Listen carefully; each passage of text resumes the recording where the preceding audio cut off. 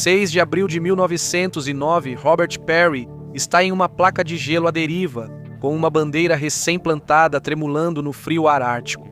Sua equipe com queimaduras de frio observa o momento sendo registrado pela câmera. Então, Peary diz 5 palavras simples. Nós estamos no Polo Norte. E com isso, uma das maiores fraudes da história das explorações nasceu. Nos Estados Unidos, jornais saudaram Peary como herói. O Congresso o premiou com medalhas e livros didáticos o chamaram de primeiro homem no Polo Norte. Mas havia apenas um problema. Um ano antes, outro explorador americano, Dr. Frederick Cook, havia afirmado que chegou lá primeiro. 2 homens, um ponto congelado no mapa, e de alguma forma ambos juravam que foram os primeiros. O país imediatamente se dividiu entre o Time Peary e o Time Cook. Peary chamou Cook de fraude.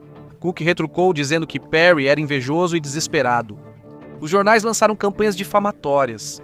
Então, como a maior conquista da exploração do Ártico se transformou em um escândalo nacional cheio de mentiras, evidências desaparecidas e 2 homens reivindicando a mesma vitória impossível. Para isso, precisamos voltar muito antes de Peary, muito antes de Cook, até o momento. A Europa ficou obcecada em encontrar um atalho para o topo do mundo no final do século XV, quando os europeus tinham um problema. Eles contornaram o Cabo da Boa Esperança e chegaram à Índia e ao Extremo Oriente. Boa notícia, não era mais preciso pagar os intermediários da Rota da Seda, que cobravam como se gerissem uma loja de aplicativos medieval. A má notícia, a rota levava uma eternidade, de 1 a 2 anos desviando de tempestades, rezando para que seu navio não partisse ao meio de repente e lidando com ventos do hemisfério sul que devoravam marinheiros no café da manhã. A Rota do Cabo foi uma vitória, mas também levou ao pensamento coletivo. Ok, deve haver uma opção menos mortal, né? A lógica era simples. A Terra é redonda, então o caminho pelo topo é mais curto, e eles estavam certos matematicamente. O problema é que o extremo norte era basicamente uma enorme parede de gelo, ninguém conseguia navegar por ali. E quando um lugar existe apenas em forma de boato, os humanos fazem o que sabem fazer de melhor: fofocar. As pessoas juravam que, logo além do gelo, bem no Polo Norte, havia um paraíso ártico, um mar aberto, calmo, sem gelo, praticamente implorando por exploradores que adoravam tapetes de boas-vindas congelados. A ideia remonta a 1531. O comerciante inglês Roberto Thorne implorou a Henrique VIII para enviar um navio ao norte. Henrique, infelizmente, estava ocupado demais desistindo de casamentos e religiões para se importar com explorações geográficas. Mais tarde, Henry Hudson e William Barents foram em busca desse mítico polo livre de gelo. Eles fracassaram de forma espetacular, mas pelo menos ganharam um rio e um mar com seus nomes. As pessoas estavam imaginando conteúdos incríveis para o que existia além do paralelo 80. O gelo marinho só se formava perto da Terra porque não há noite durante o verão, então o gelo simplesmente derretia. Os russos encontraram água aberta ao norte de Svalbard uma vez, então tudo devia estar aberto. E por fim, alguns animais pareciam migrar ao redor do polo. Então, só podia ser um bairro adorável, os hipotéticos resorts de praia árticos que todo mundo aparentemente imaginava. De qualquer forma, no século XIX, as pessoas estavam ficando inquietas. Havia uma parte do mapa em branco onde não podiam escrever "aqui há dragões de novo". Então, em 1819, enquanto navios britânicos atormentavam todos os oceanos da Terra, Sir John Franklin decidiu terminar o que Henry Hudson começou. Ele lançou a expedição Coppermine para encontrar a passagem noroeste. O plano fracassou imediatamente. Começar por terra a partir da Baía de Hudson, chegar ao Grande Lago dos Escravos e subir o rio Coppermine até o Oceano Ártico. Depois, mapear a desconhecida costa norte do Canadá. Eles receberiam ajuda da Companhia da Baía de Hudson, da Companhia do Noroeste e de guias indígenas locais.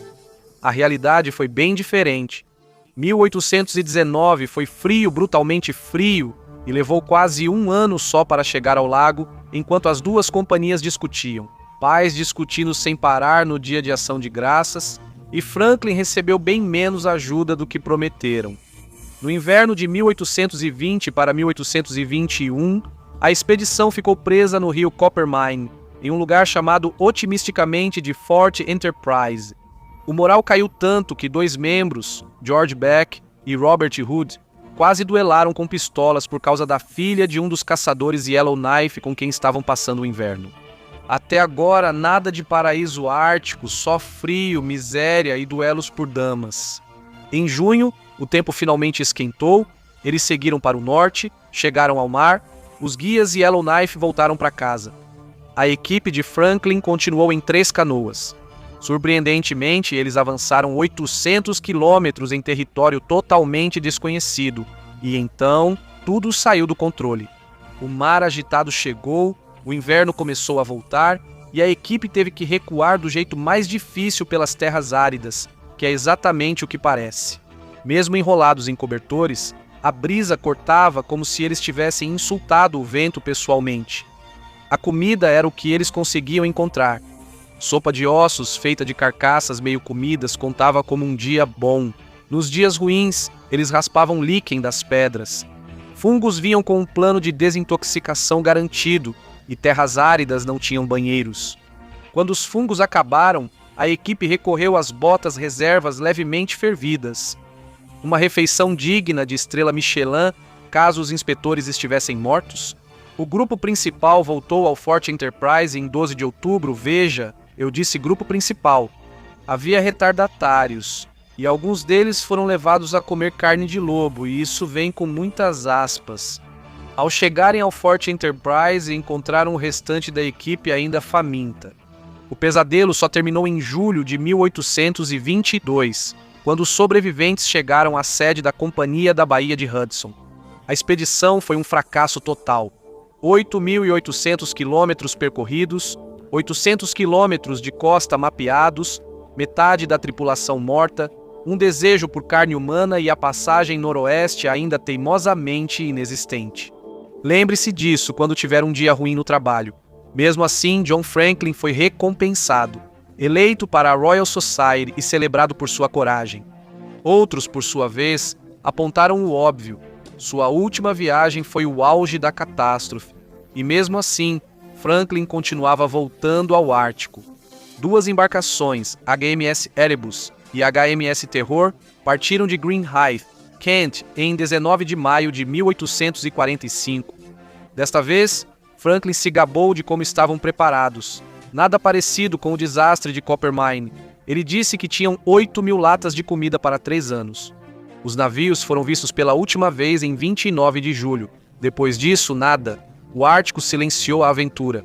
Só em 1859 apareceram as primeiras pistas e, claro, eram sombrias. Sempre são.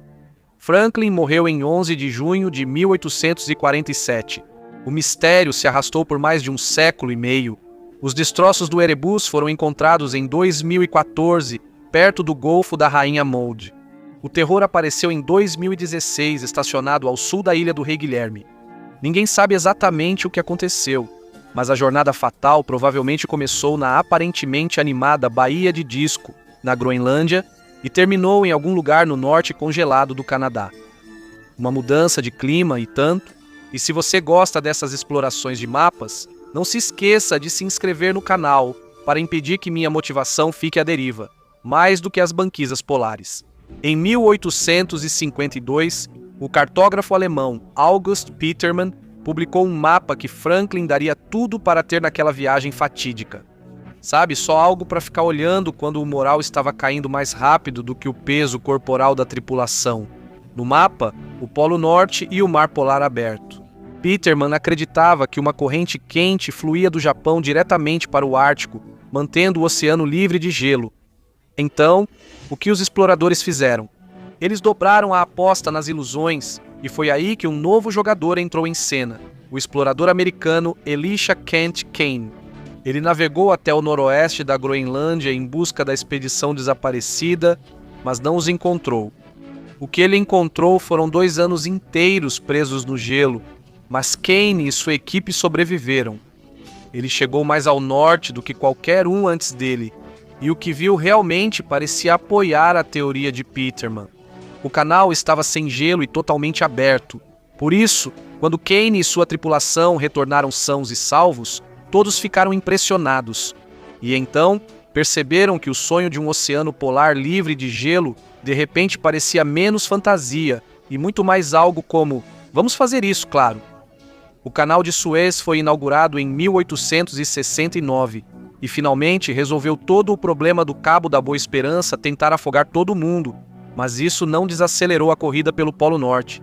Na verdade, só acelerou ainda mais. Todos zombaram do secretário de Estado William Seward por comprar o Alasca.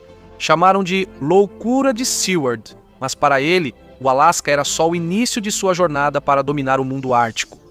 A Grã-Bretanha ainda gostava de plantar bandeiras. A Rússia estava pensando na versão do século XIX de operações especiais, até a Suécia entrou no jogo. Adolf Erich Nordenskjöld, cuja expedição Vega foi a primeira a navegar toda a passagem do Nordeste em 1878, estrela de ouro para Ade. Então, os Estados Unidos não podiam se dar ao luxo de ficar de fora dessa. A Guerra Civil tinha acabado, era hora de morrer em outro lugar, e é aí que James Gordon Bennett entra. Ou melhor, entra o dinheiro dele. Se você quer saber como isso se liga a Perry e Cook, logo vai descobrir. Bennett era editor do The New York Herald e um caixa eletrônico ambulante, se caixas eletrônicos tivessem cavanhaque. Ele comprou um navio, o Jeannette, e o equipou para sobreviver à deriva no gelo do Ártico. Claro que não, ele era rico. Ele enviou o tenente George Washington DeLong, da Marinha dos Estados Unidos, também chamado de o Cara Descartável, e assim a Expedição Ártica dos Estados Unidos partiu de São Francisco em 8 de julho de 1879, destino, Polo Norte. Talvez por um tempo tudo parecia ótimo. O navio passou pelas Aleutas, chegou à Sibéria e seguiu para o norte em 31 de agosto. Então chegou o dia 5 de setembro. O Jeannette ficou preso no gelo e permaneceu assim até 11 de junho de 1881. Durante 2 anos, congelado como um picolé em forma de navio, ele derivou menos de 370 quilômetros. Mas ao menos testaram a teoria do norte sem gelo. Petermann estava errado. Não existia supercorrente quente do Japão ao Ártico, nem equivalente à corrente do Golfo no Pacífico, apenas gelo infinito, destruidor de almas. 2 dias depois de serem libertados, o gelo voltou, e dessa vez foi pessoal. Ele esmagou o casco do navio e as esperanças de DeLong de uma só vez. Isso é o que eu chamo de multitarefa. O navio afundou em 13 de junho, as tripulações partiram pelo gelo e depois se amontoaram em 3 botes salva-vidas, mas nem todos conseguiram sair daquele inferno congelado. Um bote com 13 homens foi salvo ao encontrar os iacutos locais, que os levaram a um local seguro. Todos eles sobreviveram e conseguiram voltar para os Estados Unidos. O outro bote, com 12 homens, foi parar em um lugar deserto da Sibéria. Todos morreram. Esse era o grupo de DeLong. O corpo dele foi encontrado e finalmente levado para casa em 1884. E mesmo com a teoria de Petermann congelada, as pessoas ainda não desistiram do norte. Em 1903, o explorador norueguês Roald Amundsen partiu para desvendar a passagem noroeste. O navio dele, o Joa, era um barco de pesca de 47 toneladas, uma banheira glorificada com ambição. Mas ele o preparou com um calado raso, um motor de 13 cavalos e um plano de seguir bem próximo à costa, como se tivesse problemas de abandono. E inicialmente tudo estava indo bem, quase bem demais. E então Amundsen passou 2 anos preso na ilha King William, típico do Ártico. E mais uma vez, os verdadeiros MVPs apareceram, os Inuit Netselik. Eles ensinaram a ele as lições que os europeus de alguma forma continuavam ignorando. Use peles de animais, não lã. A lã se transforma em um cobertor de arrependimento frio e molhado. Use cães de trenó, muitos cães de trenó. Isso é o Ártico, não um passeio de domingo. Quando as coisas descongelaram, Amundsen seguiu e chegou a Nome, na costa do Pacífico do Alasca. Ele conseguiu o sonho de séculos realizado pela determinação e pura loucura. Isso revolucionou o comércio? Absolutamente não. O navio dele está em um museu, mas as habilidades que aprendeu com os Inuits salvariam sua vida na Antártica. Mas ele provou que aquilo que todos queriam realmente podia ser feito. E 2 pessoas importantes estavam prestando atenção. Uma delas era Robert Peary. Ele entrou para a Marinha dos Estados Unidos em 1881 como engenheiro civil e até serviu como chefe de topografia para um canal proposto na Nicarágua em 1885. Mas os trópicos eram entediantes para Perry. Ele preferia o frio, o que claramente são sinais de alerta de um louco. No ano seguinte, ele foi para Qeqertarsuaq, então chamada de Godhavn. Era junho de 1886, sua primeira vez na Groenlândia, e seu objetivo era lindamente estúpido: atravessá-la de trenó puxado por cães. A marinha lhe deu licença. Sua mãe deu $500 para suprimentos. Claramente um filhinho de papai. Perry até queria ir sozinho, mas o oficial dinamarquês Christian Maigard educadamente traduziu isso como: "Você vai morrer imediatamente." Então ele foi com Perry. Eles acabaram voltando porque ficaram sem comida, mas Perry não era do tipo que desistia. Ele voltou em 1891 e estava muito melhor preparado. Considere treinamentos dignos de um filme do Rocky. Ele inclusive trouxe sua esposa, Josephine, para evitar a tradição ártica de duelar por mulheres. Ele queria saber se a Groenlândia era uma só massa de terra até o Polo Norte. Perry quase teve que cancelar tudo no primeiro dia quando sua perna perdeu uma briga com o leme do navio. Ele disse calmamente para Josephine: "Não fique assustada, querida. Machuquei minha perna, ou seja, ela quebrou do joelho ao tornozelo." Após a recuperação, a equipe atravessou a atual terra de Perry, cativante. Em 3 de maio de 1892, Perry e sua equipe chegaram ao Fiord da Independência e foram os primeiros a atravessar a Groenlândia. A recompensa: $1 milhão. Não, ele descobriu que a Groenlândia era só uma grande ilha, mas todos sobreviveram, inclusive o cirurgião da expedição, Frederick Albert Cook. Frederick Cook nasceu em Hortonville, Nova York, em 1865. Ele se formou na NYU e parecia um homem destinado ao sucesso. Então, a vida o derrubou. Sua esposa, Libby, morreu no parto, assim como o bebê deles. Então, Cook fez o que Theodore Roosevelt fez quando a tragédia aconteceu. Ele correu direto para a aventura. Ele se deparou com um chamado de Perry por voluntários para a Groenlândia. Cook, sendo inteligente e desesperado, apontou que uma expedição provavelmente precisava de um médico. Ele disse depois que atendeu ao chamado do norte. Perry, grato pelo conserto da perna, elogiou a calma de Cook sob pressão. Mas a partir daqui, sim, tudo foi ladeira abaixo, bem rápido. Em 1893, Perry já estava planejando outra expedição ao Ártico. O homem estava obcecado, com a cabeça nas geleiras. Mas desta vez, Cook não se juntou à equipe. Ele queria publicar seu estudo sobre os inuits locais, mas Perry insistiu que seu livro deveria sair primeiro. Clássica energia de: "O trabalho da sua vida é legal, mas o meu é mais legal." Perry foi mesmo assim em 1898, mas as coisas começaram a ficar desconfortavelmente parecidas com a trágica expedição Franklin. Amigos e familiares estavam em pânico silencioso. Sabe aquele tipo em que ninguém grita, mas o olhar de todo mundo diz que ele vai morrer mesmo. Então, Cook navegou para o norte e encontrou Perry de alguma forma ainda vivo e cuidou dele. Perry estava com escorbuto, problemas cardíacos e a aura de um homem tentando vencer uma competição que ninguém mais entrou. Mas agora Cook tinha ambições que podia perseguir sozinho. Por que seguir Perry se podia buscar suas próprias ilusões de grandeza? Ele foi ao sul, até a Antártida, e afirmou ser o primeiro a alcançar o topo do Monte McKinley em 1906. A frase-chave aí é: ele afirmou. A história diz não. No mesmo ano, Perry lançou sua 6ª expedição ao Ártico. Nesse momento, ele acreditava que o universo o escolhera para chegar ao Polo Norte, como um messias do congelamento. Mas seu velho médico tinha outros planos. Cook escapou de Gloucester, Massachusetts, em julho de 1907, destino desconhecido. Ele não contou para absolutamente ninguém. O auge do comportamento de explorador misterioso. Em abril de 1908, ele apareceu em Anuatok, o assentamento mais ao norte da Terra, uma pequena base de caça a 1.100 quilômetros do polo. Não é uma posição ideal, exceto se você planeja algo ousado, imprudente ou os dois. Adivinha o que ele fez?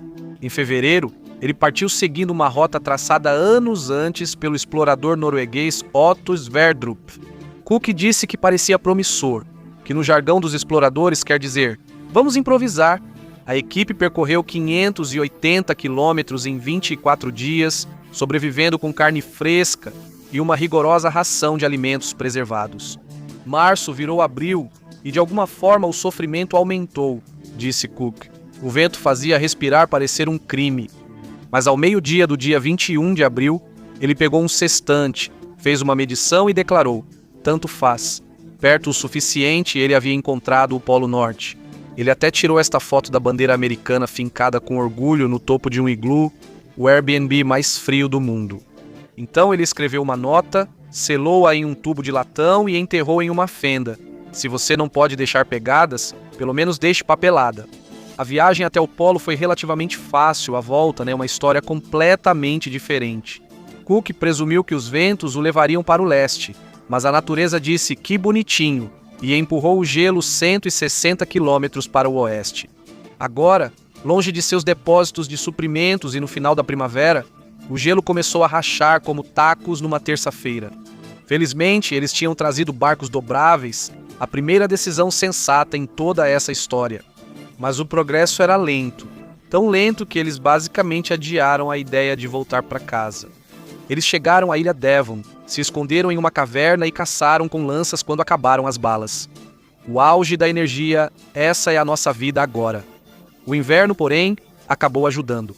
O gelo voltou, o Smith Sound congelou e eles caminharam de volta para Inoatok. Lá, Cook descobriu algo surpreendente.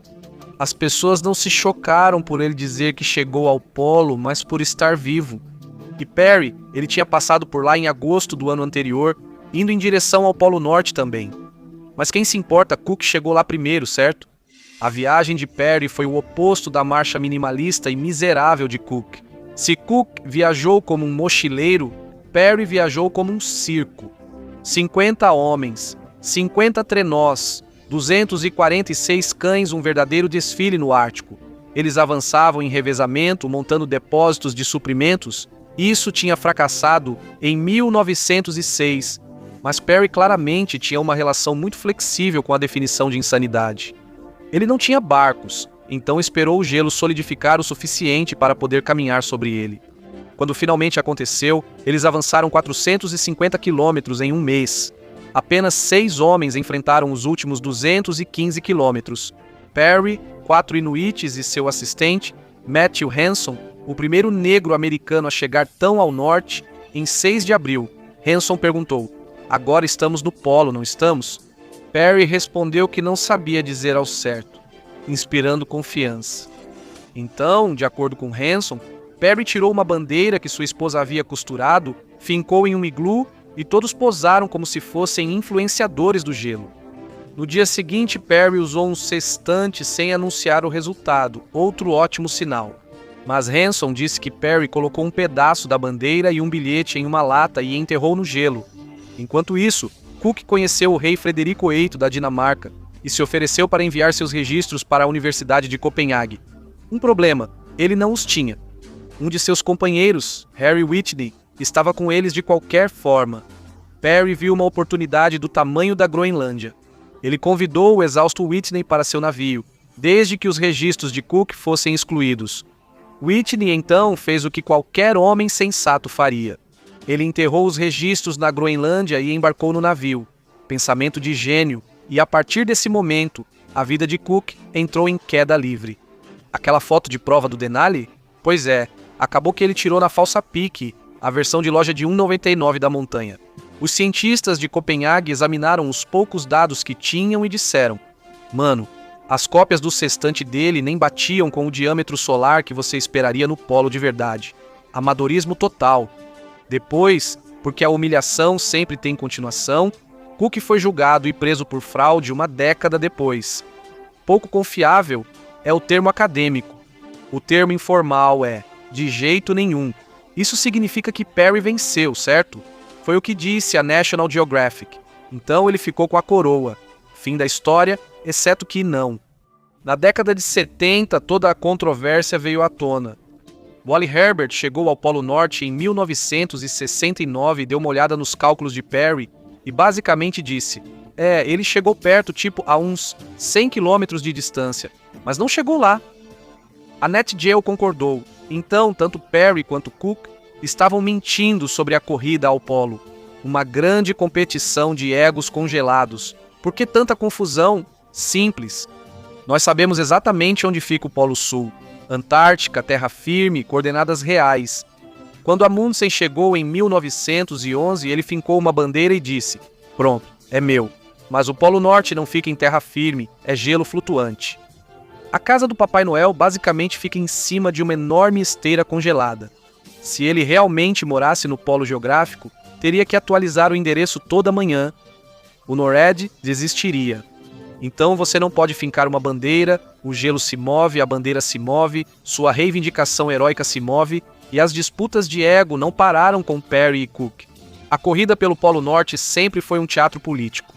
Não muito tempo depois da rivalidade ridícula deles, o mundo explodiu em guerra 2 vezes. Não sei se você percebeu, mas misture ideologia, armas nucleares e uma arena congelada. De repente, o Ártico não era só frio. A loucura de Seward fez do norte congelado um campo de batalha quando os Estados Unidos enfrentaram a União Soviética. Se os ICBMs fossem voar, eles voariam por cima. O gelo não ia impedir nada, exceto talvez suas esperanças e sonhos. Isso significava bases militares reais, não cabanas de comércio de peles ou barracos de suprimentos fofinhos. Pense, Base Espacial Pitufik, anteriormente Base Aérea de Thule, a apenas 1.524 quilômetros do Polo Norte. Hoje, ela conta com cerca de 150 soldados. Durante a Guerra Fria, eram cerca de 6.000, e ela foi construída por um exército de 10.000 operários. A ansiedade geopolítica significa colocar uma pequena cidade sobre o gelo, mas bases no Ártico precisam ser reabastecidas por mar, e com a ameaça de aniquilação nuclear no ar, ninguém queria que seus navios fizessem reencenações ao estilo Franklin. Você não quer ter um couraçado preso no gelo por 2 anos? É constrangedor. Então, os Estados Unidos e a Rússia investiram em navios quebra-gelo. Os soviéticos venceram a corrida com o Lenin nuclear, lançado em 1957.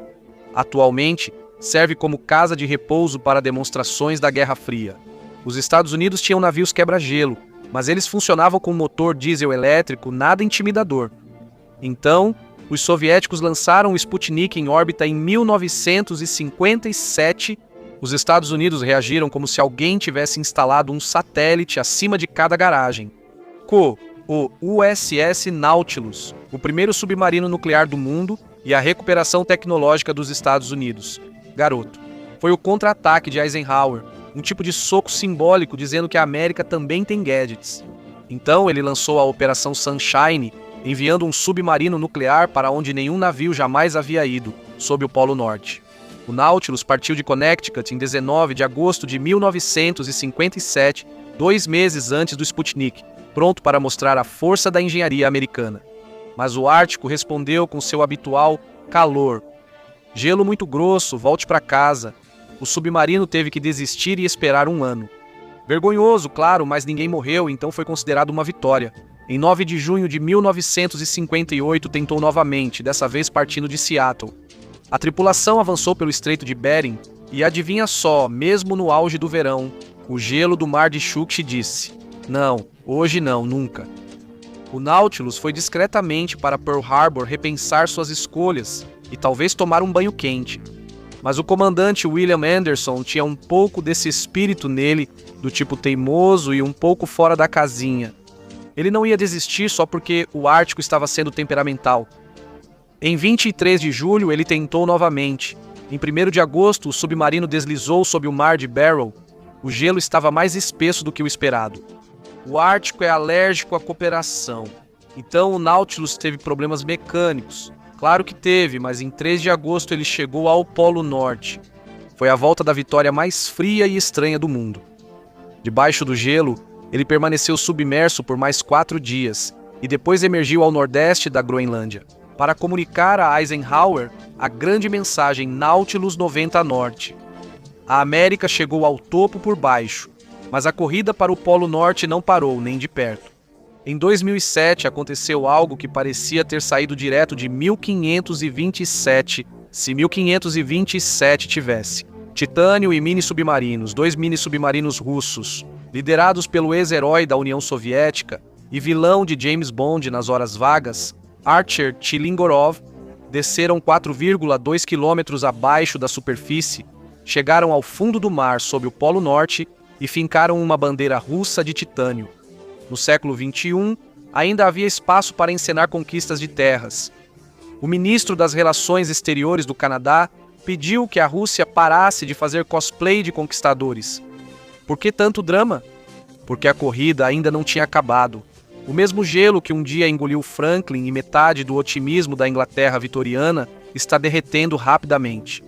Em setembro de 2024, o gelo do Mar Ártico teve uma média de 4,38 milhões de quilômetros quadrados. A média de 1981 a 2010 era de 6,22 milhões. A mãe natureza apertou o botão descongelar. O derretimento do gelo cria novas rotas de navegação, podendo mudar o comércio mundial. Imagine a China e a Rússia contornando o Canal de Suez e evitando todos os pontos de estrangulamento da Marinha dos Estados Unidos, incluindo o Estreito de Malaca. E sob todo esse gelo derretendo, petróleo, gás e terras raras, a Tríplice Coroa é basicamente o baú do tesouro mais inconveniente do mundo. Então, os 8 estados árticos começaram a circular como crianças brigando pela última fatia de pizza. Quem é dono da ilha de Hans, Canadá ou Dinamarca? A dorsal de Lomonosov pertence à Dinamarca, à Rússia ou ao Canadá. Quem vencer, perfura. E agora, os Estados Unidos e o Canadá também têm uma disputa ártica. Ambos reivindicam o Mar de Beaufort, ambos reivindicam a passagem do Noroeste. O Canadá quer limitar o tráfego de navios para frear as mudanças climáticas, mas os Estados Unidos não concordam. O Polo Norte começou como um sonho febril, uma fantasia congelada. Pessoas literalmente morreram tentando alcançá-lo, mas parte dessa fantasia está começando a parecer real. Da próxima vez que você ouvir falar de uma missão científica ao Polo Norte, provavelmente há outro motivo por trás disso. Assim como os perigos que sempre estão escondidos sob o gelo.